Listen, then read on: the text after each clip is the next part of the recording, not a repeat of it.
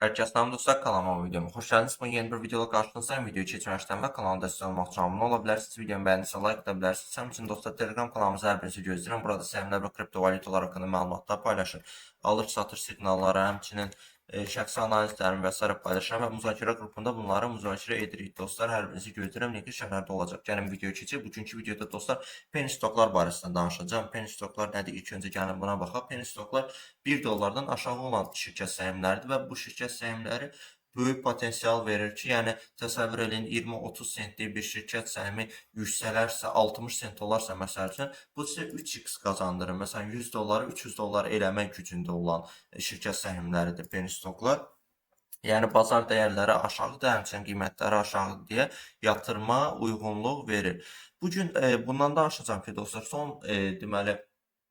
demək olar mən hər dəfə səhm bazarına baxdıqca dostlar yeni şeylər öyrənirəm və bu sizə son vaxtlarda məni cəlb edən bir məqamı göstərəcəm ki, penny stokların seçilməsi barədə deməli yenilik fərqimə çatdı. Yəni görürəm ki, son şirkətlər məsəl üçün fərqimə varır ki, yəni son şirkətlər var ki, məsələn 100%, 200% yüksələn şirkətlər. Onlara baxıram ki, görüm bunlar hansı siqnalla yüksəlirlər. Məsələn, əvvəl biz nə deyirdik? Deyirdik ki, burada analiz dərəcələndirməsi güclü aldısa, deməli yüksəlmə ehtimalı çoxdur.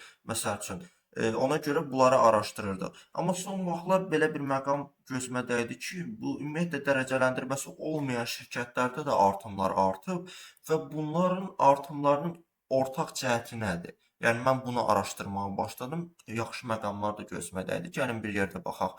Görüm nümunə tapa bilsəm göstərəcəm sizə. Cannabis Corporation-a girdi. Yəni bu nümunə əsasında göstərirəm. Belə dostlar, demək olar azdan çoxdan nümunə tapdım. Deməli, fərqimə çatan məqam budur ki, ilk öncə dostlar çalışın, deməli, sizlərə belə bir şey deyim, penny stoklarda, ümumiyyətlə şirkət səhmlərində Çin səhmlərini almayın. Yəni çalışın bunu almayın. Çünki Çin şirkətləri ABŞ birjalarında həqiqətən də uğursuz olur. Əksəriyyəti 90% uğursuz olur. Düzdür, məsələn, böyük şirkətlər var, Çin şirkətləri ki, ABŞ birjalarında listinq olurlar. Məsələn, Alibabadır, sonra və bir neçə var, bir neçə deyəndə var. Böyük şirkətlər də var, kiçik şirkətlər də var.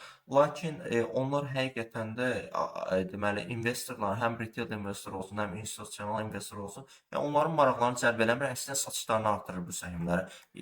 Plus da ki, belə bir şey də var ki, dostlar, sizə belə bir şey deyim ki, şirkət səhmlərində burada yaxından tutulanlar var. Yəni bu o deməkdir ki, bu insider traderlərdir. Yəni şirkət içi işçilərin və yaxud rəhbərliyin tutduğu səhmlərdir. Çin şirkətlərinin əksəriyyətdə bu yüksək olur. Yəni bu pisdir. Çünki birincisi şirkət səhminin yüksəlişini təmin edə bilmir. Məsəl üçün tutaq ki, 60% rəhbərlikdədirsə, yəni o qalan 30%-lə investorlar maksimum necə səhmi artıra bilərlər qiymətini, yəni təzyiqi yaradıb artıra bilərlər. Bu çətin məsələdir. İkincisi də dediyim kimi ABŞ birjalarında Çin şirkətlərinə loru dildə isə yaxşı baxmırlar, yəni. Ona görə də çalışın Çin şirkətlərinə yatırım eləməyin ümumiyyətlə. Belə. Əsas məqamları çatdıracaqdım dostlar. Əsas məqamlar düzü deyim maliyyədir dostlar. Yəni həqiqətən də şirkətləri yüksəliş etməsinə artıran əsas məqam maliyyədir. Necə baxırıq bu maliyyəyə? Burada finansala gəliri telefonda da olur bu cür qrafik görə bilərsiniz Trading View-da.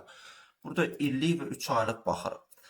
Məsələn, belə bir nümunə çəkim sizə. Tutaq ki, məsələn, bu şirkətin burada gördüyünüz kimi nakit və bənzərləri var. Yəni nağd pulu və aktivləri 644 min dollardır. Və bundan sonra 2 milyon olub. Deməli, əksər artım edən şirkətlərdə dostlar bir katalizator, fundamental vəziyyətindən araşdıranda bir katalizator tapmaq olur. Və bu katalizator həmən şirkətlərə milyonlarla pul gətirə bilir. Nə mənada? Bunu da aydınlaşdıraq. Məsəl üçün investisiya ola bilər, böyük borc ola bilər. Böyük borc deyəndə həm investisiya, həm borc ola bilər. Yəni ki, bu nağd və aktivləri artıracaq bir şey. Bu 600 mini 10 milyon eləyəcək bir şey. İlkin mərhələdə belə 600 min 10 milyon olsa, deməli bu şirkətdə həqiqətən də investisiya var və yaxud bu şirkətdə həqiqətən də artım var. Lakin bunu araşdırmaq lazımdır ki, bu nağd pul hardan gəlir? Yəni bu kimi faktlara baxmaq lazımdır ki, maliyyə vəziyyəti bir rübdə yaxşılaşırsa və yaxud bir ildə yaxşılaşırsa, deməli ki, bu şirkətə həqiqətən də maraq olur. və ona görə də bu şirkətin digər şirkətlərə nisbətən artan faizi daha yüksək olur.